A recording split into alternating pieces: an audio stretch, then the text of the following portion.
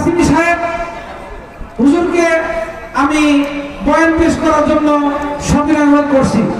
এ পর্যায়ে আমাদের সামনে গুরুত্বপূর্ণ বয়ান পেশ করবেন শাইখুল হাদিস আল্লামা ইয়াহিয়া মাহমুদ মুহতামিম এবং শাইখুল হাদিস দারুল উলুম মাদ্রাসা রামপুরা ঢাকা। হুজুরকে আমি তার গুরুত্বপূর্ণ বয়ান পেশ করার জন্য আমি সবিনয় অনুরোধ জানাচ্ছি। আসসালামু আলাইকুম ওয়া রাহমাতুল্লাহি ওয়া বারাকাতুহু।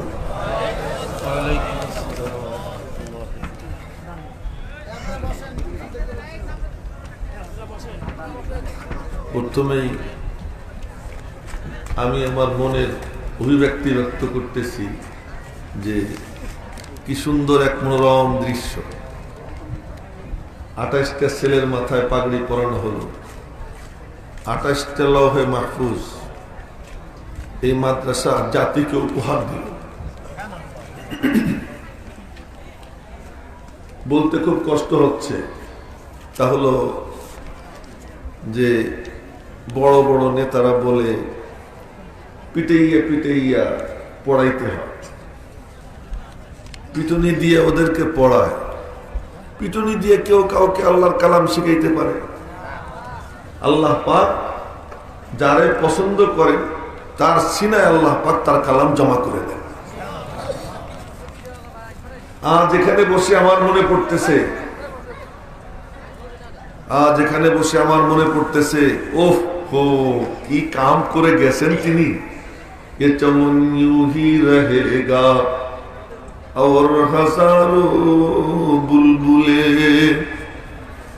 ये चमन यूं ही रहेगा और हजारों बुलबुले, अपनी अपनी बोलियां सब बोलकर उड़ जाएंगे। मेरे भाइयों खूब मनोयोग दिए सुनो, এমনি এমনি হয়নি। ইংরেজ বেনিয়ারা ওলামা একরামকে উঁচু কাটা কাটছে, এক একজন আলেমকে হাফেজকে মহিষের চামড়া গরুর চামড়ার মধ্যে ঢুকাইয়া চামড়া সিলাই দিছে। ওই চামড়ার মধ্যে ছটফট করতে করতে আলেম হাফেজ শহীদ হয়ে গেছেন। এই দেশ থেকে ইসলামকে খতম করার জন্য, দ্বীনকে খতম করার জন্য, কেউ যেন আল্লাহ বলতে না পারে, কোরআনে কারীমের তেলাওয়াত করতে যেন না পারে, জমিনে যেন আল্লাহর নাম বাকি না থাকে, আল্লাহ বলনে ওয়ালা যেন কেউ না থাকে, এজন্য হেন কোনো চেষ্টা নেই, যাত্রা করে নাই। রব্বুল আলামিন বলেন আল্লাহু মুতিম্মু নূরিহি, আমি আল্লাহ আমার নূরকে পরিপূর্ণ করেই ছাড়ব। জোরে বলেন না আল্লাহু আকবার। পরিপূর্ণ করেই ছাড়বো। আল্লাহ কেমনে করলো? সুবহানাল্লাহ সুবহানাল্লাহ। একটা যুদ্ধ হয়, শামিলের যুদ্ধ। গল্প শুরু হয়ে গেছে, গল্প শুরু করে দিছি, কিচ্ছু করার নেই আমার। একটা যুদ্ধ হয় শামিলের যুদ্ধ। ওই যুদ্ধের আগে হযরত হাফেজ জামিন শহীদ রহমাতুল্লাহ আলাইহি মোষ ছাড়ছেন, নখ কাটছেন, ক্ষৌর কার্য সম্পাদন করছেন, নতুন কাপড় চোপড় পরছেন, চোখে সুরমা লাগাইছেন, মাথায় পাগড়ি পেঁচাইছেন, রাজকীয় ভঙ্গিতে যুদ্ধে গেছেন। তো ওই যুদ্ধের ময়দানে মনে হইতেছিল যেন উনি ওনার বন্ধুর সঙ্গে সাক্ষাৎ করতে যাইতেছেন। হযরত হাফেজ জামিন শহীদ রহমাতুল্লাহ মনে হয় যেন বন্ধুর সঙ্গে সাক্ষাৎ করতে যাইতেছেন, সাজুগুজু করে গেছেন। যুদ্ধ হয়েছে, তো যুদ্ধের ময়দান ওলামা একরামের পবিত্র রক্তে লাল হয়ে গেছে। তোমরা মনে করো ওলামা একরাম তোমাদেরকে কি দিছে? ময়দান লাল হয়ে গেছে। ওই ময়দানে এক বুজুর্গ ছিলেন হযরত মাওলানা মাজহার নানুতুবি রহমাতুল্লাহ আলাইহি। তা আমার দিকে দেখে মাওলানা মাজহার নানুতুবি এমন করতেন, দেখছেন তো আমাকে আপনারা, জিব্বা উল্টে এই জায়গা চাটতেন, এই জায়গা এই মোষের এই জায়গা চাটতেন, এমন চাটতে চাটতে এই জায়গা মোষ শূন্য হয়ে গেছে, এখানে মোষ ছিল না। তো ছাত্ররা একদিন জিজ্ঞেস করে, হুজুর এরকম জিব্বা উল্টে মোষ চাটেন কেন? এটা তোদের জানার কি দরকার? হুজুর বলেন না দয়া করে।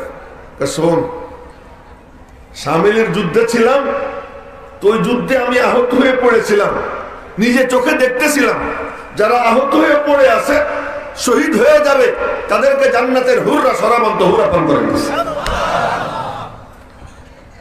তো দলনেত্রীর হাতে লিস্ট, তো কর্ম এক একজন পান করাইতেছে, আর সে বলতেছে অমুকরে পান করাও, অমুকরে পান করাও, তো পান করাইতেছে।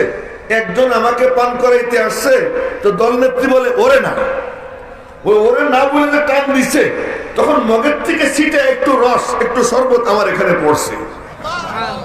বলবেন না আল্লাহু আকবার? তো এর স্বাদ আমি আজও পর্যন্ত পাইতেছি। ওই ময়দানের রক্ত আল্লাহ পাকের কাছে কবুল হয়ে গেছে। অবশিষ্ট ছিলেন মাত্র কয়েকজন, হাজী আবেদ হুসাইন রহমতুল্লাহি আলাইহি, হাজী ইমদাদুল্লাহ মুহাজির মক্কি রহমতুল্লাহি আলাইহি, হুজ্জাতুল ইসলাম কাসিমুল উলুম ওয়াল খায়রাত কাসিম নানুতুল্লাহ রহমতুল্লাহি আলাইহি। বলি আমি একটু কমাই দাও। ফকিহুন নফস কুতবুল ইরশাদ হযরত রশিদ আহমদ গঙ্গুই রহমতুল্লাহ আলাইহি। হাতে গোনা কয়েকজন বাকি পরামর্শে বসলেন, বললেন আমরা যদি এখন মারামারি করতে যাই, আমরা যদি মইরা যাই, মুসলমানদের দিন ও ইমানের হেফাজতের কি ব্যবস্থা হবে? ও উপমহাদেশের মুসলমান, কান খুলে শোনো, আজ যে তোমরা কলেমাওয়ালা, আজ যে তুমি মুসলমান, কাদের কল্যাণে? এ রশিদ আহমদ গঙ্গুই রহমতুল্লাহ আলাইহি, হাজী ইমদাদুল্লাহ মুহাজির মক্কি রহমতুল্লাহ আলাইহি, কাসিম নানুতুল্লাহ রহমতুল্লাহি আলাইহি, হাজী আবেদ হুসাইন রহমতুল্লাহ আলাইহি, এই চারজন গভীর রাত্রে আল্লাহর কদমে সিজদায় পড়ছে। মনোযোগ দিয়ে শুনেন দয়া করে, গল্প আইসে গেছে, আগের থেকে আমি বানাই আনি নেই, উপরওয়ালা ঢাইলা দিছেন।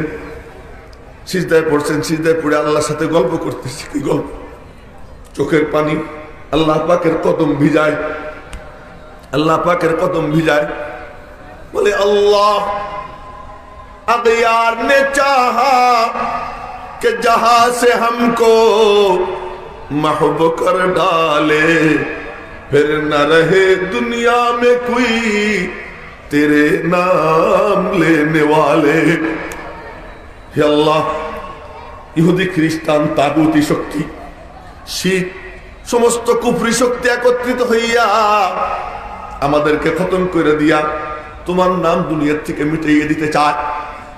তো তুমি কি তোমার নাম দুনিয়াতে রাখবা কি রাখবা না? ফয়সালার ভার তোমার উপরে ছেড়ে দিলাম। ও ভাই, আরো পিছনে চলে যাই। বদরের যুদ্ধের সময় খুব কষ্টের সঙ্গে বলতেছি, আজ আমরা শুধু চিৎকার দেই, হুঙ্কার দেই, এই করে ফেলবো সেই করে ফেলবো, কিন্তু নবীজি বদর যুদ্ধের দিন 313 জনকে নিয়ে একটা ঝুপড়ি বানাইছেন। ওই ঝুপড়ির মধ্যে ঢুইকা নবীজি বলতেছেন, আল্লাহ তোমার নাম দুনিয়াতে রাখবা কি রাখবা না বলো। আল্লাহর সাথে ঝগড়া করতেছেন, রাখবা কি রাখবা না বলো। যদি তুমি চাও তোমার নাম দুনিয়াতে রাখবা না, তুমি যদি চাও তোমার কদমে সিজদা আর দেওয়া হবে না, তাহলে এই 313 জনকে আমি নিয়ে এসে তুমি মেরে ফেলাও। ওই দেখো, ওদের পেটে খাবার নাই, পরনে ভালো কাপড় নাই, যুদ্ধাস্ত্র নাই, মাত্র 2টা ঘোড়া, 8 খান তরবারি, 70টা উট। ওই দেখো, এ আমার সব কলিজার টুকরা, ওদেরকে নিয়ে আইছি তোমার নাম দুনিয়াতে জিন্দা করার জন্য। তুমি কি করবা আল্লাহ? ওরা যদি মরে যায়, ভালো করে মনে রাখো, তোমারে কেউ সিজদা দিবে না। সহিহ বুখারী শরীফের হাদিস, আল্লাহুম্মা ইন তাহলিক হাদিহিল ইসাবা, আল্লাহ এরা যদি শেষ হয়ে যায়, লাম তুবাত ফিল আরদি কাত্তু, ধরা পৃষ্ঠে তোমাকে আর কোনদিন সিজদা দেওয়া হবে না। তোমার সিজদা দুনিয়াতে থাকবে কি থাকবে না, ফয়সালা তুমি করো। আমার দিকে দেখেন, দোয়া করার সুন্নত তরিকা হলো সিনার নিচে হাত থাকবে, হাতের তালু আসমান মুখী থাকবে, এরকম দোয়া করা সুন্নত। নবীজি দোয়া করতেছেন, দোয়া করতে করতে হাত উপরে উঠে, আরো উপরে, আরো উপরে, আরো উপরে, আরো উপরে উঠতে উঠতে নবীজির চাদর মোবারক পড়ে যায়, বগল দেখা যায়। বসার থেকে দাঁড়াইয়ে গেছেন, হাত উঁচু করতেছেন। দেখে মনে হচ্ছিল নবীজি যেন জমিনে বৈশা, জমিনে দাঁড়াইয়া আরশে আজিমে মওলা পাকের আরশে আজিমের খুঁটি খুঁটি ধরে নবীজি ঝুইলা কান্নাকাটি করতেছেন। আল্লাহ পাকের আরশে আজিমের পায়া ধরে কাঁদতেছেন, আল্লাহ দুনিয়াতে তোমার নাম রাখবা কি রাখবা না, আল্লাহ আল্লাহ। নবীজি কাঁদতেছেন। আবু বকর সিদ্দিক, মনে রেখেন একটা কথা বলি, আবু বকর সিদ্দিক হলো কে? নবীজির কলব মাহবাতে ওহী নাজিল হইতো নবীজির কলবে, নবীজির সিনাত থেকে একটা নুরানি পাইপ আবু বকরের কলবে যাইতো, আবু বকরের কলবে ওহী জমা হইতো। এই জন্য কলবে নবীকে বলা হয় মাহবাতে ওহী, কলবে সিদ্দিককে বলা হয় মাজমায়ে ওহী। ওহী নাজিল হওয়ার জায়গা নবীর কলব, ওহী জমা হওয়ার জায়গা আবু বকর সিদ্দিকের কলব। আবু বকর সিদ্দিক কেমন লোক? তার বাপ মাও মুসলমান, নবীজির সাহাবী, নিজেও সাহাবী, তার বউ সাহাবী, তার ছেলেও সাহাবী, তার নাতি নাতনিও সাহাবী, 4 জেনারেশন সরাসরি নবীজির সাহাবী। আবু বকর সিদ্দিক রাদিয়াল্লাহু তাআলা, আবু বকর সিদ্দিক রাদিয়াল্লাহু তাআলা আনহু বাইরে নবীজির ওই ঝুপড়ির পাশে নবীজির কান্নার আওয়াজ শুনে আর বরদাস্ত হয় নাই, পিছন থেকে গিয়ে জড়াইয়ে ধরছেন। হাসবুকা ইয়া রাসূলুল্লাহ, হে আল্লাহর রাসূল যথেষ্ট হয়ে গেছে, আপনার আর ঝগড়া করা লাগবে না। কাফাকা মুনাশাদাতুকা রাব্বাক, আপনার রব্বের সঙ্গে আপনার ঝগড়া যথেষ্ট হয়ে গেছে, আর ঝগড়া করা লাগবে না, আপনি নিশ্চিন্ত থাকেন, আল্লাহ সাহায্য নাজিল করবে। সুবহানাল্লাহ, সুবহানাল্লাহ। এবারে জিবরাইল এসে কয়, দোস্ত কি আল্লাহ বলছেন 1000 ফেরেশতা দিবে। সুবহানাল্লাহ, আগামীকাল বাড়ি গিয়ে বলবেন আপনারা 1000 ফেরেশতা দিবে। নবীজি বলতেছেন, আল্লাহ তোমার কাছে ফেরেশতা কম আসেনি, এত কম দিবা কেন, বাড়াই দাও। তা আল্লাহ আচ্ছা ঠিক আছে 3000 দিব। আল্লাহ আর একটু বাড়াই দাও না, আর একটু বাড়াই দাও না। আল্লাহ পাক বলতেছেন, আচ্ছা ঠিক আছে দোস্ত 5000 দিয়ে দিলাম। আপনারা না খেয়ে আসছেন নাকি? সুবহানাল্লাহ বলতেছেন না কেন? আরো তোরা বলেন সুবহানাল্লাহ। যা বলতেছি এটা আমার মাকসাদ না, মাকসাদ কি পরে বলতেছি, উদ্দেশ্য কি সেটা পরে বলতেছি। 5000 দিয়ে দিব। তো নবীজি বলছেন, আচ্ছা এবার মোটামুটি চলে, এবার মোটামুটি চলে। এবার নবীজি ঝুপড়ির থেকে বের হইতেছেন, নবীজির গায়ে লৌহ বর্ম ছিল, নবী ঝুপড়ির থেকে বের হয়েছেন, ভেতরে নবীজির গোশতগুলো টকবক করে মনে হয় যেন পানিতে যেমন ফুটন্ত পানি টকবক করে ফুটে, নবীজির শরীরে উত্তেজনা ওরকম টকবক করতেছে। নবীজি বের হইছেন, আর বের হইয়া বলতেছেন, সাইয়ুহজামুল জামউ ওয়া ইউওয়াল্লুনা দুবুর, অচিরেই এই সম্মিলিত বাহিনী পরাস্ত হবে, এরা পরাস্ত হবে, ওরা পিঠ পিছনের দিকে দিয়ে পালাবে, আয় তোরা আমার সাথে আয়। সাহাবায়ে কেরামকে সাথে নিছেন, সাথে নিয়ে বলতেছেন কি, হাদা, এ আমার দিকে দেখেন, হাদা মাসরাউ আবি জাহাল, হাদা মাসরাউ উমাইয়া, হাদা মাসরাউ উতবা, হাদা মাসরাউ ওয়ালিদ ইবনে উতবা। এক একটা নাম নিতেছেন। এখানে আবু জেহেল পড়ে থাকবে, এখানে উতবা পড়বে, এখানে উমাইয়া পড়বে, এখানে সাইবা পড়বে। হযরত আব্দুল্লাহ ইবনে মাসউদ বলেন, আল্লাহর কসম, যুদ্ধের পরে ময়দানে ঘুরে দেখি আল্লাহর হাবিবের লাঠি যার নাম নিয়ে যেখানে দাগ দিছে ওই কুত্তা ঠিক সেখানেই পড়ে রয়েছে। এবার যুদ্ধ শুরু হয়, নবীজি কাতারবন্দি করেন। সুবহানাল্লাহ, সুবহানাল্লাহ। কাতারবন্দি করেন, কাতারবন্দি করে যুদ্ধ শুরু হয়েছে। হযরত আব্দুর রহমান ইবনে আউফ বলেন, যুদ্ধ কেমনে হয় দেখেন। আব্দুর রহমান ইবনে আউফ বলেন, যুদ্ধে দাঁড়াইছি, ডাইন দিকে তাকাই দেখি এতটুকু এক বাচ্চা, 12-13 বছরের বাচ্চা। বাম দিকে তাকাইয়ে দেখি 12-13 বছরের এক বাচ্চা। দুই ভাই আমার দুই পাশে। মনে মনে বললাম, লাউ কুনতু বাইনা আযলা মিনহুমা, যদি এদের থেকে হৃষ্টপুষ্ট তাগড়া নওজওয়ান দুইজন আমার দুই পাশে থাকতো কতই না ভালো হইতো। এই কথা বলতে না বলতে, ও মুসলমান, এবার দেখো আল্লাহ পাক যদি দিন জিন্দা করতে চায়, আল্লাহ পাক যদি, তো আল্লাহ কি করে এবার দেখো। আব্দুর রহমান ইবনে আউফ বলেন, আব্দুর রহমান ইবনে আউফ আবার কে? টপ 10 এর সদস্য, আশরায়ে মুবাশশারার সদস্য। তো আমার ডান দিক থেকে একজন চিমটি দিছে, চিমটি দিয়ে কয়, আম্মি আম্মি, চাচ্চু চাচ্চু। আমি বললাম কি? আবু জেহেল কোনটা রে চাচ্চু? আবু জেহেল কোনটা? আমি বললাম, ওমা তাসনাউ বি আবি জাহল, তুই আবু জেহেলকে দিয়ে কি করবি? ও মারা শোনো, ও বোনরা শোনো, ও কন্যারা শোনো।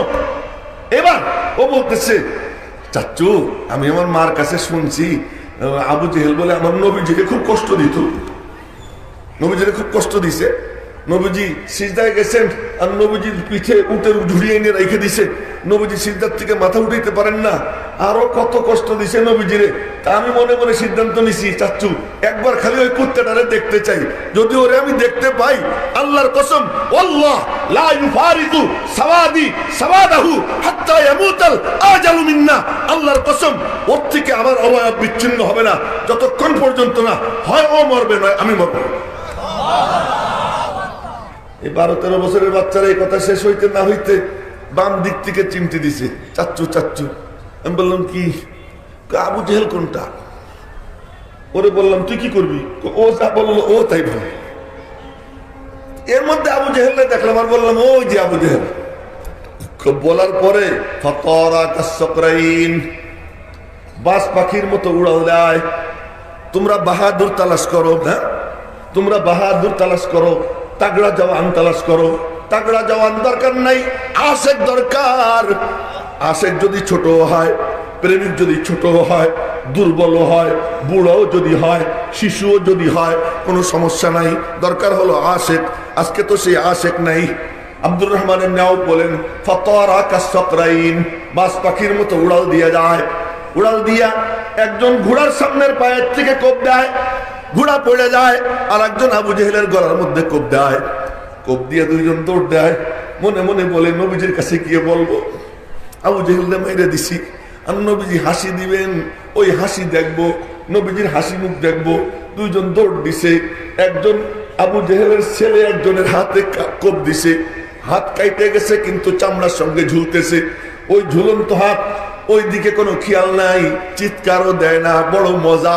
জফা জো ইশক মে হোতা হ্যায় वो जफा ही नहीं, सितम न हो तो मोहब्बत में कुछ मजा ही नहीं। কি মজা, মুখে মুস্কি মুস্কি হাসি, কোনো চিৎকার নাই, হাত একখান ঝুলতেছে। ওই অবস্থায় দৌড়ে গিয়ে নবীজির কাছে যায়, গিয়ে বলে ইয়া রাসূলুল্লাহ, দেখি তৎকাতাল তো আবা জাহাল, আবু জেহেলকে আমি হত্যা করছি। ও কয় ও না আমি, ও বলে ও না আমি। দুজনের মধ্যে গুতাগুতি। তো নবীজি বললেন দেখি তোমাদের তরবারি পরীক্ষা করে দেখেন যে একটার মধ্যে ঘোড়ার রক্ত, একটার মধ্যে মানুষের রক্ত। নবীজি কেবল বলতে চাইছেন, মনে মনে বলছেন যে বলবেন যে তুমি ঘোড়া মারছো, তুমি আবু জেহেলকে মারছো। মালিক ডাক দিছে দোস্ত বইল না ও কথা, দোস্ত কথা বইল না। কি বলবা? নবীজির জবান দিয়ে বের হয়। নবীজির জবান দিয়ে কোনো কথা যখন বের হয়, তো রব্বুল আলামিন বলেন তুমি দেখতেছো, তোমরা দেখতেছো আমার দোস্তের জবান দিয়ে বের হয়, কিন্তু আসলে কে বলে জানো? কে বলে? কমা ইয়ানতিকু আনিল হাওয়া ইন হুয়া ইল্লা ওয়াহয়ুন ইউহা। আমার দোস্তের জবান দিয়ে যখন কোনো কথা বের হয়, ওই কথা দোস্ত বলে না, ওইটা স্বয়ং আমি আল্লাহ বলি। এবার নবীজি বললেন হা হা হা কেলা কুমা কাতালাহু, তোমরা দুইজনই তারে হত্যা করেছো, মালিকের ফয়সালা হয়ে গেছে।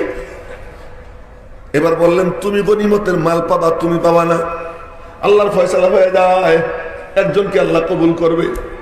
দুইজন দৌড় দিছে, কিসের গনিমত? দৌড় দিয়ে এখন দেখে হাত ঝুলাঝুলি করে। এবার হাত এরকম জমিনে রেখা, হাতের তালুর উপরে তুমি আমি টুপিওয়ালা, তুমি আমি দাড়িওয়ালা। আজকে 28 জন ছাত্রের মাথায় মর্যাদার পাগড়ি পরানো হইল। এই সব কাদের ত্যাগ আর কুরবানির বদৌলতে? একটু তাকাইয়ে দেখো, ওই 12-13 বছরের শিশু ও হাত জমিনে রাখে, জমিনে রেখা পা দিয়ে পাড়া দেয়, মাথা উপরের দিকে টাঙ্গায়, হাত ছিঁড়া জমিনে পড়ে যায়, হাত ছিঁড়া জমিনে পড়ে যায়। এক হাত দিয়া যুদ্ধ করতে করতে ওই বাচ্চা শহীদ হয়ে যায়। যুদ্ধ শেষ, যুদ্ধের শেষে দেখা যায় 70 জন কাফের মারা গেছে, বাসা বাসা সর্দার। 70 জন বন্দী হয়েছে, মুসলমানদের 14 জন শহীদ হয়েছে। অনেক গনিমতের মাল নবীজি পাইছেন। এইবারে এই কথা বলার জন্য বলতেছি। এবার আল্লাহ পাক বলতেছেন দোস্ত জি মালিক, চমৎকার যুদ্ধ করলা তাই না? জি আল্লাহ, 70 জনকে মারছি, 70 জন বন্দী করছি, গনিমতের মাল পাইছি। হ্যাঁ, আমরা তো চমৎকার যুদ্ধই করলাম। আল্লাহ পাক বলতেছেন জানোনি যুদ্ধটা কে করছে? জানো কে করছে? কে করছে? তুমি দেখতেছিলা যে খেজুরের ডাল দিয়ে কোপ মারে, আর খেজুরের ডাল গলার কাছেও যায় না, তার আগেই কল্লা জমিনে গড়াগড়ি খায়। দেখছিলেনি? দেখছি। আচ্ছা, তো জানো কে মারছে? কে মারছে? কাফালাম তাকতুলুহুম ওয়ালাকিন্নাল্লাহ কাতালাহুম। আসল ঘটনা শোনো, 1000ও কিছু না, 3000 ফেরেশতাও কিছু না, 5000 ফেরেশতাও কিছু না। আমার মাহবুব আক্রান্ত, আমার দ্বীন আক্রান্ত। আমার দ্বীনের উপরে হামলা, আমার কোরআনের উপর হামলা, আমার মাহবুবের উপর হামলা। আর এই সময় আমি আল্লাহ বসে বসে দেখবো, তা তো হইতে পারে না। তোমরা ময়দানে থাকবা, আমি আল্লাহ দূরে থাকবো, তা কি করে হয়? আমি আল্লাহ নিজেও ময়দানে হাজির হয়ে গেছি। ওমা জাআলাহুল্লাহু ইল্লা বুশরা লাকুম, ওটা তোমাদের সান্ত্বনার জন্য দিছিলাম। আসল ঘটনা হলো আমার দ্বীন আক্রান্ত, আমার মাহবুব আক্রান্ত। আমি আল্লাহ দূরে থাকতে পারি না, ময়দানে আমি নামছি। যুদ্ধ আমি আল্লাহ নিজে করছি। আল্লাহু আকবার। যুদ্ধ কে করছে? আল্লাহ করছে। আল্লাহ পাক বলতেছেন ফালাম তাকতুলুহুম, তোমরা মারো নাই, ওয়ালাকিন্নাল্লাহ কাতালাহুম, আমি আল্লাহ মারছি। ওমা রমাইতা ইজ রমাইতা, এক মুঠ বালি মারছো তুমি, সবার চোখে যায়, আর চোখের কোন ডলে ডইলে দেখে একজন রে দুইজন। 1000 জনের চোখে বালি কেমনে গেল? আল্লাহ পাক বলেন দোস্ত, তুমি যখন মারছিলা তোমার হাত থেকে বালু আমি ছিনাই নিয়া আমার কুদরতি হাত দিয়ে সবার চোখে আমি বসিয়ে দিছি। ওই যুদ্ধের দিন এই কাহিনী কেন স্মরণ করাইলাম? ওই দিন আল্লাহ পাক বলতেছেন দিন আক্রান্ত, আমি আল্লাহ নিজে ময়দানে নামছি, হেফাজতের দায়িত্ব আমি নিছি, আমি হেফাজত করব, আমি আল্লাহ ময়দানে নামছি। এবার ভালো করে তাপস সাহেবরা যাই না রাখেন, এবার ভালো করে দ্বীনের দুশ্মনরা যাই না রাখেন। পরিষ্কার বলতেছি, আজও যদি দ্বীন আক্রান্ত হয় তো মনে রাখবেন আমার আল্লাহ দূরে থাকবে না। এই ভাঙ্গাচোরা মুল্লা মৌলবী, ভাঙ্গাচোরা দ্বীনদার, ভাঙ্গাচোরা আশিকে রাসূল, ভাঙ্গাচোরা দ্বীনের ভক্ত, উলামায়ে ইকরামের ভক্ত, এরা যখন ময়দানে নামবে আল্লাহ পাক বলবেন তোরা একা না, আমি আল্লাহ তোদের পাশে এসে হাজির হয়ে গেছি। আজও সে আল্লাহ আছে, আজও তিনি আসবেন। বদর যুদ্ধে আল্লাহ আইছিলেন, এবার দেখাইতেছি আপনাদেরকে। উলামায়ে ইকরামকে মারছে যুগে যুগে সরকারে, উলামায়ে ইকরামকে। এই ইংরেজ বেনিয়ারা আলেমদেরকে মারতে মারতে কেমনে মারছে তার একটা চিত্র বলছি। কি চিত্র? গরুর চামড়া, মহিষের চামড়ার মধ্যে জীবন্ত আলেম, জ্যান্ত আলেম, জ্যান্ত হাফেজে কোরআনকে ঢুকিয়ে দিছে, চামড়া সিলাই দিছে, আর ওই চামড়ার মধ্যে ছটফট করতে করতে শহীদ হয়ে গেছে। এমন নির্মম নিষ্ঠুর নির্যাতনের পরে যখন নাকি ওলামা শূন্য জানাজা দেওয়ার জন্য একজন লোক তালাশ করে পাওয়া যায় না। ইতিহাস দেখেন আপনারা, লাশ কাঁধে নিয়ে দিনের পর দিন, রাতের পর রাত, 3 দিন 4 দিন ঘুরে বেড়াইতো, জানাজা দেওয়ার মতো একজন মুন্সি, একজন মোল্লা তালাশ করে পাওয়া যাইতো না। এই যখন অবস্থা, তখন খানকা সাইডা হাজী ইমদাদুল্লাহ মুহাজির মক্কি তরবারি নিয়ে মাটি নেমে গেছে। হাজী ইমদাদুল্লাহ মুহাজির মক্কি রহমাতুল্লাহ আলাইহি মাঠে নামছে, কারে নিয়া? হুজ্জাতুল ইসলাম কাসিমুল উলুম ওয়াল খায়রাত কাসিম নানুতুবিকে নিয়া, কুতুবুল ইরশাদ রশিদ আহমদ গঙ্গুহিকে নিয়া। এক একজন কেমন ব্যক্তি, সুবহানাল্লাহ। অল্প একটু বলি, বেশি বলবো না, এগুলো বলতে গেলে তো অনেক লম্বা, অল্প একটু বলি। হযরত কাসিম নানুতুবি রহমাতুল্লাহ আলাইহির কাছে বিয়ার প্রস্তাব আসছে, নবাবের মাইয়া। তো নবাব তো কোটি কোটি টাকার মালিক, তো বিয়ার প্রস্তাব আসছে, নবাব আবার দিনদার, মেয়েও দিনদার, রাজি হয়ে গেছেন, বিয়ে হয়ে গেছে। বিয়ে হওয়ার পরে বাসর ঘরে গিয়ে দেখেন মাথার থেকে পা পর্যন্ত সারা শরীর, হাত, নাক, কান, গলা, মাথা, পা স্বর্ণ দিয়ে একদম সাজাই দিছে।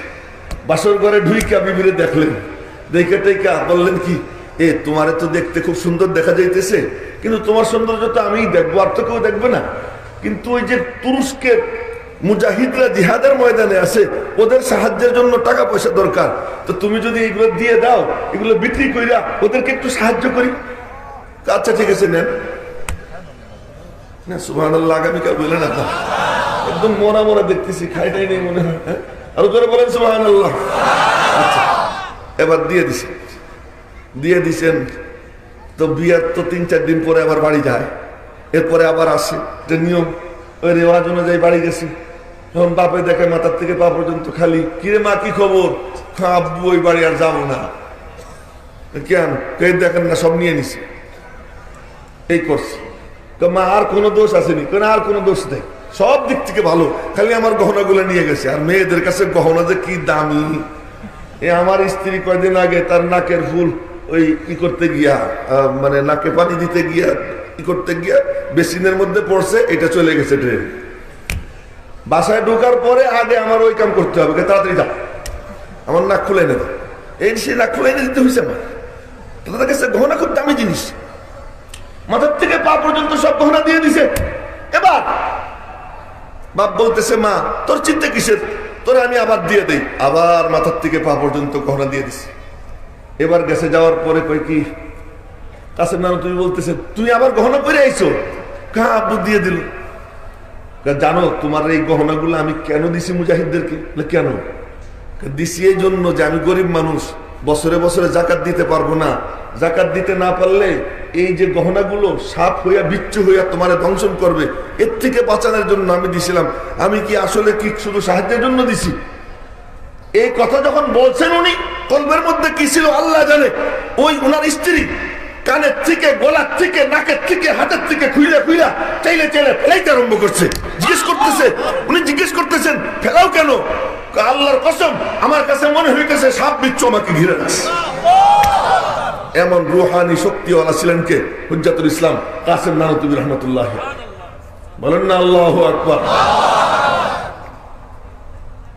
নাম নিছি হাজী ইমদাদুল্লাহ মুহাজির মক্কি রহমতুল্লাহ আলাইহি। এই মনোযোগ দিয়ে শুনে, তাজা খাহি দাসে তনগর দাগ হায় সিনারা, তাজা খাহি দাসে তনগর দাগ হায় সিনারা, গাহে গাহে বাজে খানি কিসায়ে ফারিনারা।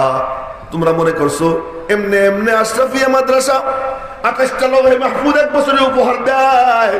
তোমরা মনে করছো এই সমস্ত কওমি মাদ্রাসা বছরে বছরে শত শত হাজার হাজার আলেম ওলামা সমাজকে উপহার দেয়? এমনে এমনে না।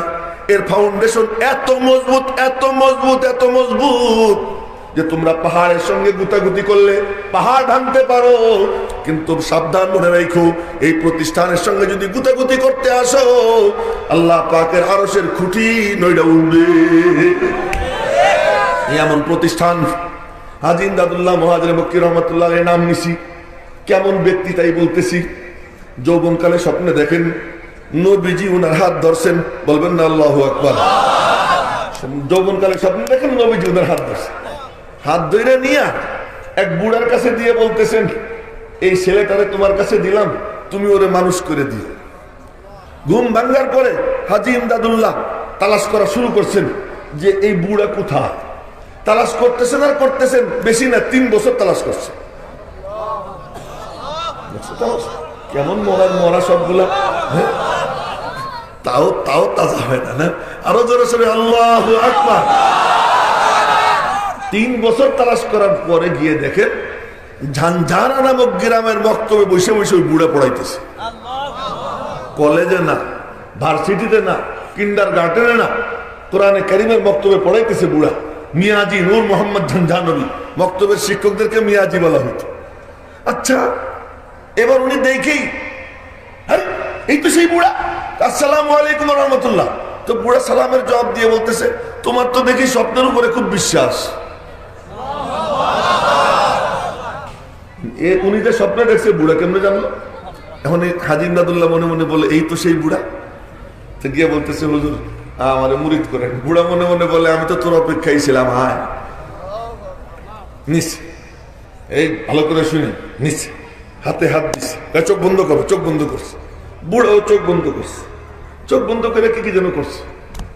এরপর বুড়া উঠে কোথাও গেছে। মিয়াজি নূর মোহাম্মদ ঝানঝানবী বক্তব্যে পড়ায়। তো বক্তব্যের ছোট ছোট ছাত্র, সুবহানাল্লাহ, এগুলো সব ফেরেশতা না, সব ফেরেশতা। আবার সাংঘাতিক বান্দর, কি যে পাজি এক একটা দুষ্টুমি বানায়, নতুন নতুন দুষ্টুমি বানায়। হ্যাঁ, কিন্তু এগুলো খুব দামি জিনিস। কথায় কথা চলে আসে, এগুলো খুব দামি জিনিস। এক হুজুর পাকিস্তানে সেই ছেলেদের খেদমত করত, ওদের জন্য নিজে কাপড় চোপড় ধুয়ে দিত, বিস্তার টিস্তা ঠিক করে দিত, একেবারে মা যেমন আদর করে ওরকম আদর করত। তো ওই হুজুর কালা, হাড়ি পাইলের কালির মতো কালা। তো একদিন মাদ্রাসার কাছাকাছি হাঁটতেছে, একজন আরেকজনে বলতেছে, দেখ দেখ হামারা কালা গাধা আ রাহা হ্যায়। আমাদের কালা গাধা আসতেছে। তো ওনার কানে আওয়াজ গেছে কালা গাধা, শুই না মনটা খুব খারাপ লাগছে। সহজ সরল মানুষ রাত্রে রুমের মধ্যে ঢুকে একা একা আল্লাহর কাছে কাঁদতেছে, আল্লাহ আমি ওদের এত খেদমত করি, আমার ওরা কালা গাধা বলে। এই কাঁদতে কাঁদতে ঘুমাই পড়ছে। ঘুমের মধ্যে স্বপ্নে দেখে, সুবহানাল্লাহ, ঘুমের মধ্যে স্বপ্নে দেখে যে এই ছেলেরা খেলাধুলা করতেছে, হযরত আবু বকর হযরত ওমর এই দুইজন আয়েশা এই ছেলেদেরকে বলতেছে ওই যে মুহাম্মদুর রাসূলুল্লাহ তোমাদেরকে ডাকতেছে। বলবেন না সুবহানাল্লাহ? তো নবীজি তোমাদেরকে ডাকতেছে। আর এই ছেলেপেলেরা বলতেছে नहीं हम हमारा काला गधा को साथ लिए बगैर नहीं जाएंगे, हमारे काला गधा को साथ लिए बगैर नहीं जाएंगे, আমরা আমাদের কালা গাধারে সাথে না নিয়ে যাব না। এই পিচ্চিরা বলতেছে। ওই হুজুরের ঘুম ভেঙে গেছে। ঘুম ভাঙার পরে মাদ্রাসায় গেছে, সব বাচ্চাদেরকে জমা করছে। জমা করে বলতেছে জালেম কে বাচ্চো, तुम तो हो तो बड़े जालिम मगर हो बड़े वफादार। তোমরা তো জালেম কিন্তু তোমরা বড় ওয়াফাদার। আমি দেখছি তোমরা নবীজির কাছে আমারে রাইখে যাও নাই, আমারে বাদ দিয়ে যাও নাই। তো আশা করি কিয়ামতের দিন তোমরা আমারে রাইখে জান্নাতে যাবা না। তো এটা খুব দামি। তো বলতেছিলাম কিন্তু দুষ্ট, সাংঘাতিক দুষ্ট। মক্তবের হুজুরদের মনে চায় যে মাঝে মাঝে ওনাদেরকে জিজ্ঞেস করেন যে নিজের চুল, মাথার চুল নিজে টাইনে ছিটতে মনে চায়। এত জ্বালান চালায়, এত জ্বালান চালায়। তো মিয়াজি নূর মোহাম্মদ ঝঞ্ঝানবী উনি কোথাও গেছেন বাহিরে, ফিরে আইসে দেখেন এই পিচ্চিগুলোর মধ্যে যেটা বড় ওইটা পিস আসছে, আর বাকিগুলোর মুড়িদের মতো বসাইছে। বসাইয়ে বাকিগুলোর চোখ বন্ধ কইরা ওই বড়টা নিজে চোখ বন্ধ কইরা করতেছে। তো মিয়াজি নূর মোহাম্মদ ঝঞ্ঝানবী এসে বলতেছেন, এই तुम सब क्या कर रहे हो, কি করতেছো? হযরত আপনি जो किया हम भी वही कर रहे हैं, আপনারা যা করতে দেখছি তাই করতেছি। মিয়াজি নূর মোহাম্মদ ঝঞ্ঝানবীর জজবা এসে গেছে। যে পীর সাজছিল ওরে বললেন তুই আমার সামনে আয়। ওরে সামনে নিছেন, চোখ বন্ধ কর। চোখ বন্ধ করছে। উনি চোখ বন্ধ করে তাওয়াজ্জু দিছেন। এবার ওই পিচ্চি ছেলেটা চিৎকার দিয়ে উঠছে, চিৎকার দিয়ে চোখ খুলছে। উনি বললেন কি হয়েছে তোর? হুজুর আল্লাহর কসম আপনি কি করছেন আমি জানি না, তবে আমি চোখ বন্ধ করার পরে দেখতেছিলাম আটলান্টিক মহাসাগরের নিচে যে মাছগুলো সাঁতার কাটতেছে তা আমি এখানে বসে বসে দেখতে আরম্ভ করে দিয়েছিলাম। না কিতাবু সে নওয়াজু সে নজর সে পয়দা, না কিতাবু সে নওয়াজু সে নজর সে পয়দা, ও লেকিন দিন হোতা হ্যায় বুজুর্গু কি নজরু সে পয়দা। ওই হাজী ইমদাদুল্লাহ মুহাজির মক্কি রহমতুল্লাহি আলাইহি যার হাত ধরে নবীজি নিজে, সুবহানাল্লাহ সুবহানাল্লাহ। এই জন্যই তো হাজী ইমদাদুল্লাহ আর এখানে থাকেন নাই, হিজরত করে মক্কায় গেছেন। শোয়ার আর কোন জায়গা আল্লাহ তার জন্য বরাদ্দ করে নাই। মনে হয় যেন নবীজি তার আব্বা, খাদিজাতুল কুবরা তার মা, ওখানে মা শোয়া, আর মাঝখানে একটা ছোট্ট রাস্তা। এরপরের কবরটাই হাজী ইমদাদুল্লাহ মুহাজির মক্কির কবর। দেখে মনে হয় যেন হাজী ইমদাদুল্লাহ তার মার কোলে শুয়ে রয়েছেন। হাজী ইমদাদুল্লাহ মুহাজির মক্কি রহমতুল্লাহি আলাইহি আর একটু না বইলে পারতেছি না, ওনার নামে গ্রেফতারি পরোয়ানা জারি হয়েছে। সুবহানাল্লাহ। আমরা তো আসলে উপরের সঙ্গে লিঙ্ক নাই, তাই না ভয় পাই। আসলে কিন্তু পুলিশ মুলিশ এই সমস্ত প্রশাসন এগুলোর কোনো কিছু ভয় পাওয়ার আমাদের দরকার নাই, যদি মালিকের সঙ্গে কানেকশনটা ঠিক থাকে। হাজী ইমদাদুল্লাহ মুহাজির মক্কি রহমতুল্লাহি আলাইহি ওনার এক মুরিদের বাড়িতে আশ্রয় নিছেন। তো ওনারে গ্রেফতার করার জন্য পুলিশ পুরো বাড়ি রেড করছে, ঘেরাও করছে, ওনারে গ্রেফতার করবে। বাড়িওয়ালা মনে মনে বলে আরে পোড়া কপাল, আমার বাড়ির থেকে হুজুর ধরা পড়বে। গিয়ে কইছে হুজুর পুরো বাড়ি তো পুলিশে ঘেরাও করছে, কি করি? তুই কোনো চিন্তা করিস না, আমার এক বদনা উজুর পানি এনে দে। গোয়াল ঘরে গেছে, গোয়াল ঘরে, গরুর ঘর।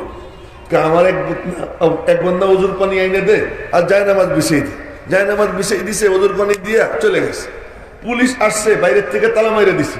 পুলিশ আসছে, সারা বাড়ি তালাশ করে কোথাও পায় নাই। পরে এসে গোয়াল ঘরে তালা মারা দেখছে, ঘর খোল। বাড়িওয়ালা মনে মনে কারে পোড়া কমা, ধরা পড়েই গেল আমার বাড়ির থেকে, এই কলঙ্ক মুছবো কেমনে? তালা খুলছে, তালা খুলে দেখে অজুর পানি গড়াগড়ি খায়, জায়নামাজ বিছানো, কিন্তু হাদিস নাই। বলবেন না জোরে সোরে আল্লাহু আকবার? হাদিস নাই। এখন ইংরেজ পুলিশটা বলে আমরা ভুল তথ্যের ভিত্তিতে আপনারে কষ্ট দিলাম, আমাদেরকে মাফ করে দিয়েন। বাড়িওয়ালার কাছে মাফ চেয়ে চলে গেছে। বাড়িওয়ালা মনে মনে বলে, বুড়ে গেল কোথায়, রেখে গেলাম আমি, বুড়ে গেল কোথায়। পুলিশ বিদায় করে দিয়ে আইসা ঘরে ঢুকে দেখে আল্লাহর বান্দা ঠিকই দাঁড়াইয়া নামাজ পড়তেছে। এই টাইমে কোথায় গেছিল? আল্লাহ পাক কোলে করে রাখছিল। এই হাজী ইমদাদুল্লাহ মুহাজির মক্কি রহমতুল্লাহ আলাইহি, রশিদ আহমদ গঙ্গুই রহমতুল্লাহ আলাইহি, কাসেম নানুতুবি রহমতুল্লাহ আলাইহি, হাজী আবেদ হুসাইন রহমতুল্লাহ আলাইহি যখন শামিলের যুদ্ধে উলামায়ে কেরামের রক্তে ময়দান লাল, ঠিক ওই সময় চিন্তা করলেন মুসলমানদের দ্বীন ও ঈমানের হিফাজতের ব্যবস্থা করতে হবে। এই বুজুর্গরা গভীর রাত্রে আল্লাহ পাকের কদমে সিজদা দিয়া, ঠিক বদর যুদ্ধে ওই আরিশে, ওই ঝুপড়িতে আমার নবীজি যেমন বলছিলেন, আল্লাহ দেখো ওরা চায় দুনিয়ার থেকে তোমার নাম মিটিয়ে দিতে, এই বুজুর্গরা আল্লাহ পাকের কদমে সিজদা দিয়া বলতেছিলেন, আল্লাহ দেখছো ওরা আমাদেরকে খতম কইরা তোমার নাম দুনিয়ার থেকে মিটিয়ে দিতে চায়, তুমি কি তোমার নাম মিটিয়ে দিবা? তোমার সিজদা দুনিয়াতে রাখবা কি রাখবো না, ফয়সালার ভার তোমার উপর। ও ভাই, নবীজিকে আইসা আবু বকর পিছন থেকে জড়াই ধরছিল, কিন্তু হাজী ইমদাদুল্লাহ মুহাজির মক্কিরে জড়াই ধরার কেউ ছিল না, কাসেম নানুতুবিকে জড়াই ধরার কেউ ছিল না, রশিদ আহমদ গঙ্গুইকে জড়াই ধরার কেউ ছিল না। উনারা যখন সিজদায় পড়ছেন, আমার কলব বলে, আমার মন বলে, আল্লাহ পাকের কুদরতি হাত এসে ওনাদের পিঠে পড়ছে। আল্লাহ পাকের কুদরতি সান্ত্বনার হাত আসছে যে তোরা টেনশন করিস না, ওঠ, সিজদার থেকে মাথা উঠা, আমি আল্লাহ ব্যবস্থা করতেছি। কি ব্যবস্থা করলেন? আল্লাহ পাক হযরত কাসেম নানুতুবি দিলে ঢেলে দিলেন, যাও মাদ্রাসা কায়েম করো। কোথায়? আসমান সাত, জমিন বিছানা, হেড অফিসার সে মুআল্লা, জিম্মাদার স্বয়ং আল্লাহ।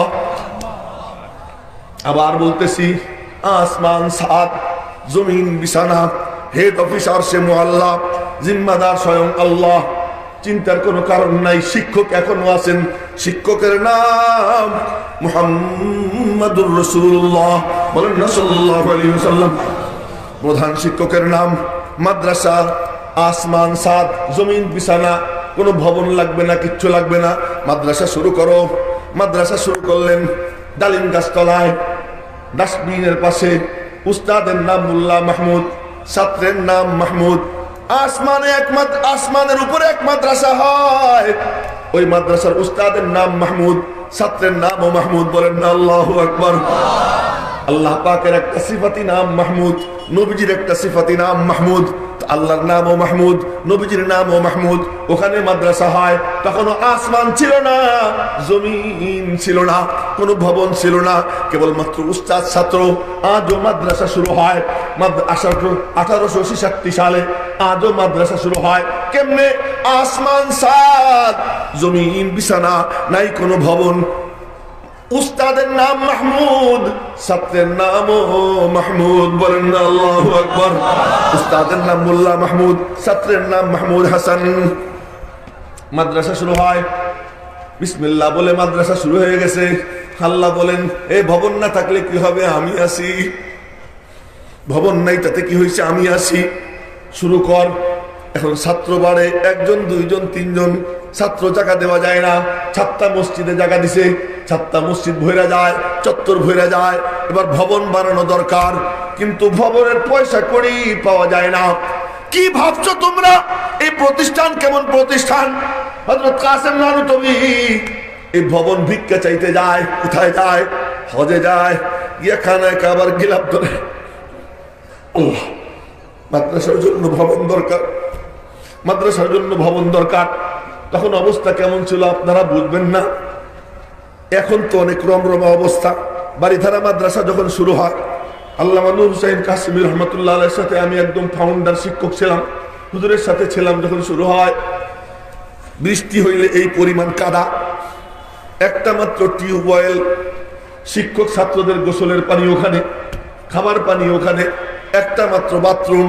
বাথরুমে যখন বসি, আমি ইয়াহিয়া মাহমুদের পিঠ থেকে মাথা পর্যন্ত দেখা যায় বাইরের থেকে। একটা মাত্র বাথরুম, 24 ঘন্টায় একবার বাথরুম সারার জন্য মালিবাগ মাদ্রাসায় যাইতাম বাড়িধারার থেকে।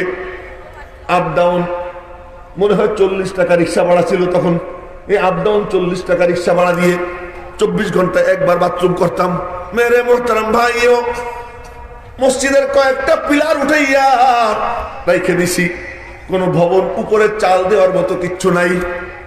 এই হলো অবস্থা ছিল। এমন সময় এক লোক মাদ্রাসার সামনে দিয়ে যায়, গাড়ি থামাই আমার জিজ্ঞেস করে, এরকম পিলার এরকম দাঁড়াই হয়েছে কি জন্য? আমি বললাম আমাদের সামর্থ্যে যা ছিল আমরা করছি, বাকিটা আল্লাহর হাওয়ালা। ওই লোক বলে ঠিক আছে আমি আসতেছি। 1 সপ্তাহের মধ্যে এসে সাত করে দিয়ে যায়। আগের অবস্থা কি ছিল? আগের অবস্থা আপনারা ভাবতে পারবেন না।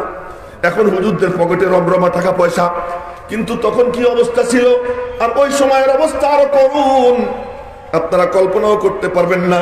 শাহ আব্দুল আজিজ মুহাদ্দিস দেহলভী রহমাতুল্লাহ আলাইহি উনাকে আইসে বলে কি, এই শাহ সাহেব কি আপনারাও দুর্বল, আপনাদের কোরআন শরীফও দুর্বল, আপনাদের মসজিদও দুর্বল, আপনাদের মাদ্রাসাও দুর্বল।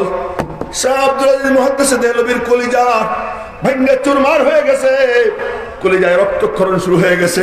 অন্তর থেকে ডাক দিছে আল্লাহ, বলেন না আল্লাহ। ওরা এমন করে বলে, আমি দেখাইতে চাই যে তুমি শক্তিশালী, তোমার কালাম শক্তিশালী।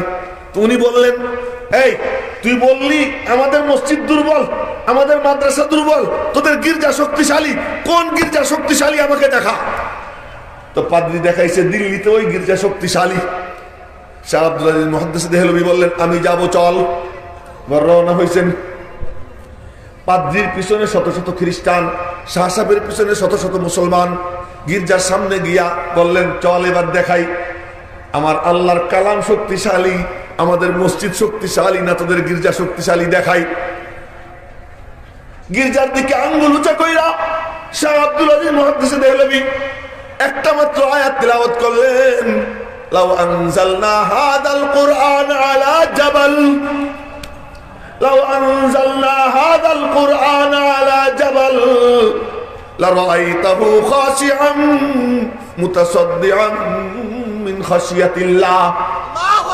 এই বলার সাথে সাথে গির্জার সামনের অংশ ধড়াম করে জমিনের উপর পড়ে গেছে। গির্জার সামনের অংশ ধড়াম করে জমিনের উপর পড়ে গেছে। এবার খ্রিস্টানরা হাউকাউ চিল্লা চিল্লি শুরু করছে, মুসলমানরা তো খুশিতে আল্লাহু আকবার বলে। শাহ সাহেব বললেন, আরে চিল্লেস কেন, অপেক্ষা কর, আর একবার তিলাওয়াত করব, আমার মালিকের কালামের মুজিজা দেখাবো, আর একবার তিলাওয়াত করব, বাকিটাও জমিনের সঙ্গে মিশে যাবে। ও মেরে মুহতারাম ভাইও, তখন অবস্থা কেমন ছিল? 14 বছর একটানা হযরত কাসেম নানুতবী মাদ্রাসার জন্য ভবন নির্মাণ করতে পারতেছেন না। 14 বছর। কয় বছর? 14 বছর। 14 বছর ভবন নির্মাণ করতে পারেন না। আর ভবন ভিক্ষা চান কোথায় গিয়া? খানায় কাবায় যান। খানায় কাবা দেখে বলেন আল্লাহু আকবার, আল্লাহ কবুল করে নাও, মাদ্রাসা কবুল করে নাও, আল্লাহর কাছে দোয়া করেন। এরপর গিয়ে খানায় কাবার গিলাফ ধরেন, মুলতাজিম ধরেন, হজরে আসওয়াদের সামনে যান, হাতিমে কাবায় যান, যেখানে যেখানে দোয়া কবুল হয় খানায় কাবার দরওয়াজায় দাঁড়ান, 2 হাত পাইতে ভিক্ষে চান।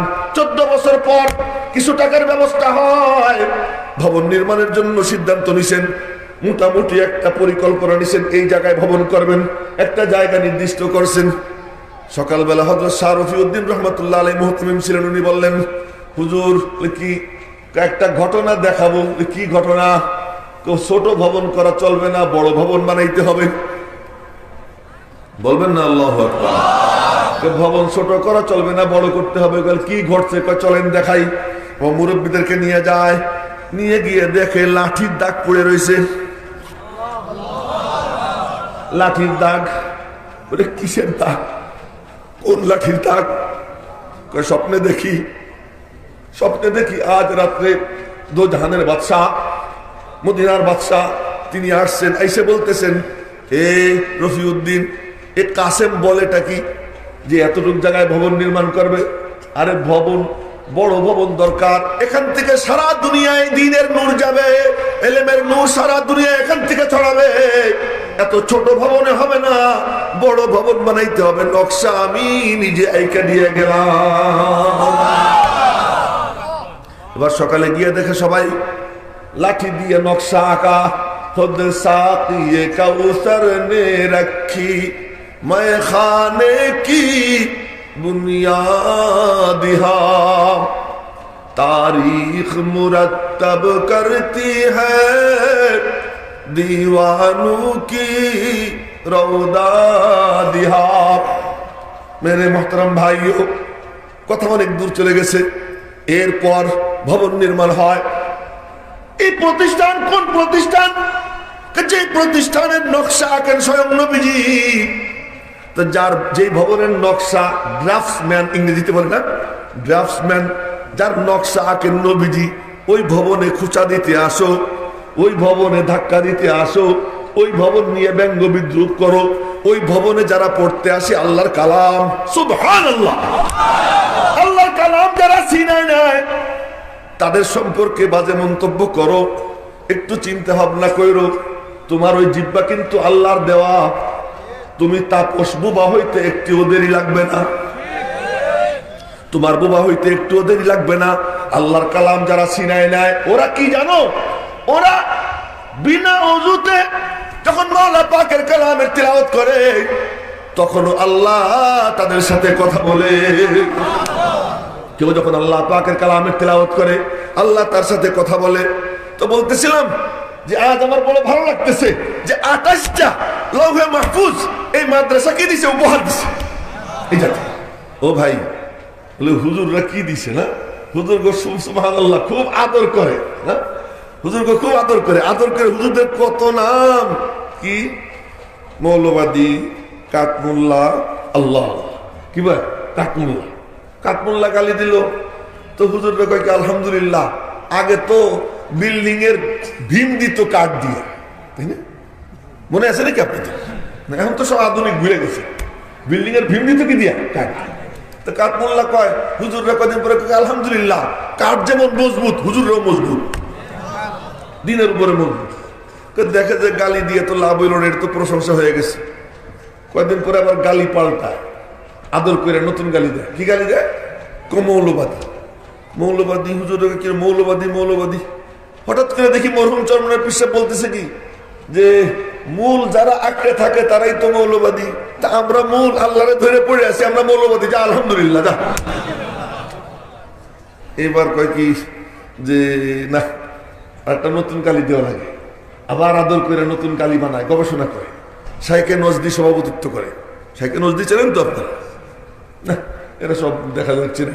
শাইখে নজদি যে নবীজিকে হত্যার পরামর্শ দিছিল আইসা ওই কাফেরদের মিটিং এর মধ্যে, শাইখে নজদি। তো শাইখে নজদির নেতৃত্বে এরকম পরামর্শ সভা বসে। সে পরামর্শের মধ্যে সিদ্ধান্ত হয় নতুন গালি। কি গালি? ফতোয়াবাজ, ফতোয়াবাজ, ফতোয়া চালাচালি করে। তো এখন বলতে বলতে বলতে বলতে হুজুররা চিন্তা করে এটা কি বলে। তো একদিন হুজুররা দেখলাম মাশাআল্লাহ এত আগে পরে বললি কেন, আরো আগে কেন বললি না? আমি ফতোয়া দিলাম সাক্ষী ছাড়া যদি তোর মার বিয়ে হয়ে থাকে তুই যাও না, আর বিয়ে করতে হলে সাক্ষী দিয়ে করতে হবে। সাক্ষী যদি না থাকে তোরা দারজ হয়ে যাবি, পারলে হুজুরের ফতোয়া উল্টে। আমরা ফতোয়া দিলাম তোমার মার সঙ্গে তোমার বিয়ে হারাম, তোমার বোনের সঙ্গে তোমার বিয়ে হারাম, তোমার কন্যার সঙ্গে তোমার বিয়ে হারাম। আমাদের ফতোয়া, আমাদের এই ফতোয়া যদি না থাকতো ইহুদি খ্রিস্টানের বাচ্চা হইয়া তোমরা সব আজকে জানোর সন্তান হইতা। তো ফতোয়া বাস করে গালাগাল দিছে। এইটাও তো দেখা যায় কি হয়ে গেছে, প্রশংসা হয়ে গেছে। আবার নতুন গালি দেয়, কি আল কায়দা, এটা সেইটা কত গালি। আরো দিবা গালি জানি, নতুন নতুন গালি দিবা জানি। তার কারণ ইহুদি খ্রিস্টানরা এমন শিক্ষা প্রতিষ্ঠান বানিয়ে দিয়ে গেছে, যাওয়ার সময় বলে গেছে এই কথা ব্রিটিশ শিক্ষামন্ত্রী, আমরা তো ফিজিক্যালি যাইতেছি কিন্তু আসলে আমরা যাইতেছি না, আমরা এখানে এমন প্রতিষ্ঠান করে গেলাম যে ওরা আমাদের কথা বলবে। যে কারণে আজকে তাপস সাহেবের মুখ দিয়ে এমন কথা বের হয়। তাপস সাহেবের, আমার মনে হয় যে মাননীয় প্রধানমন্ত্রী তাপস সাহেবের এই কথা পছন্দ করেন নাই, আমি এটা বিশ্বাস করতে চাই। তার কারণ যিনি কওমি শিক্ষা, কওমি মাদ্রাসাগুলোকে শিক্ষার সূতিকাগার আখ্যা দিয়েছেন গণভবনে, আপনারা জানেন। গণভবনে উনি বলেছেন যে এ দেশের মানুষ সর্বপ্রথম শিক্ষার আলো কওমি মাদ্রাসা থেকে পেয়েছে। তো সেই প্রধানমন্ত্রীর আপনজন হইয়া উনি বলবেন যে পিটনি দিয়ে দিয়ে তোমাদেরকে কোরআন শরীফ পড়াইছে, কথাগুলো বলতে সময় জানি না ওনার হুঁশ ছিল কিনা, উনি স্বাভাবিক ছিলেন কিনা। আমি মনে করি যে উনি তখন স্বাভাবিক ছিলেন না, সুস্থ ছিলেন না, উনি অসুস্থ ছিলেন, ওনার ব্রেনের চিকিৎসা হওয়া দরকার। যে কথা উনি বলছেন, আল্লাহ পাক ওনাকে সঠিক বুঝ দান করুন।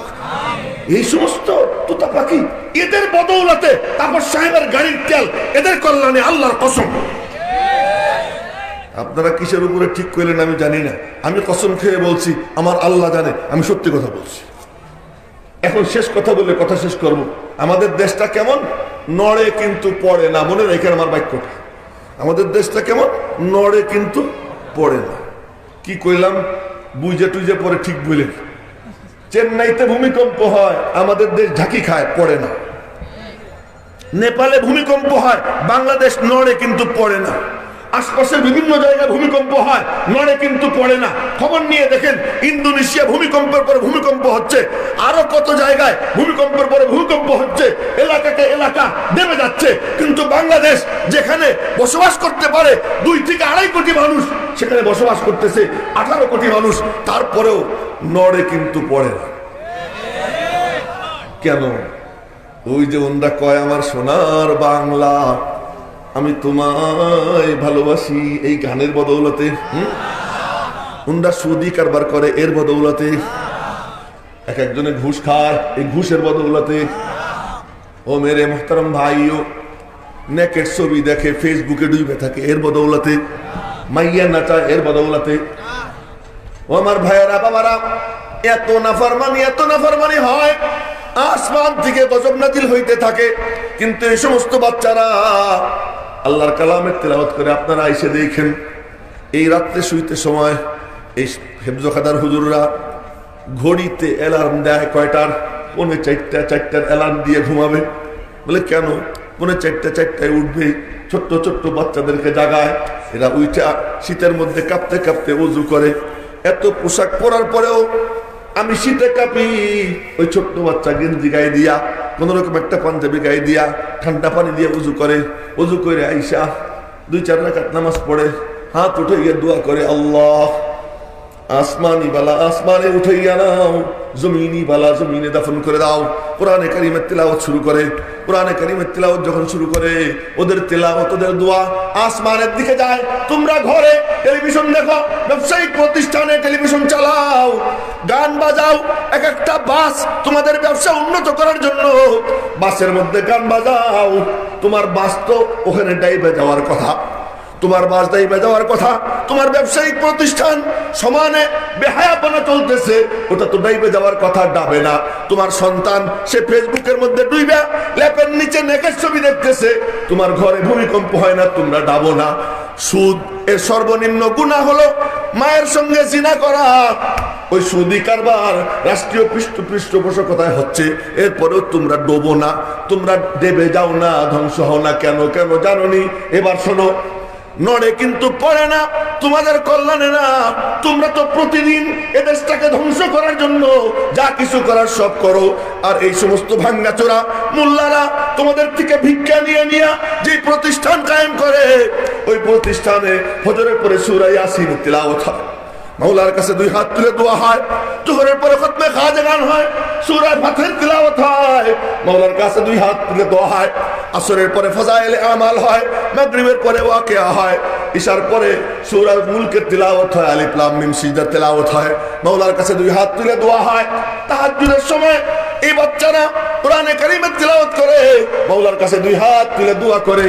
তোমাদের আমলে গজবটাই না আনতে থাকে, গজবও আসতে থাকে, ওদের তিলাওয়াত আসমানের দিকে যাইতে থাকে। খোদার গজব আর রহমতে গুতাগুতি হয়।